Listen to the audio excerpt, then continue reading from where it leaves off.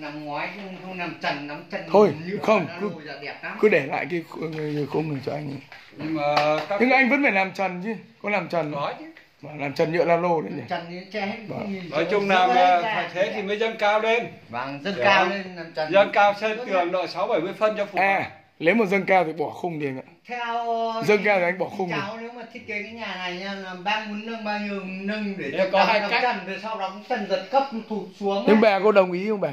Không, do mình thôi. Chắc bà cũng chả ấy đâu nhỉ. Bà cũng chả biết được đâu. 95 rồi, bây giờ muốn làm bảo tồn đây là bà làm để làm nhà thờ. Vâng, cái này nhà thờ thì đúng ạ. Xong là ốp nhựa, nếu mà muốn đẹp nữa thì ốp nhựa hết. Không, tường đây xi măng rồi mà không ốp, chỉ có nằm trần.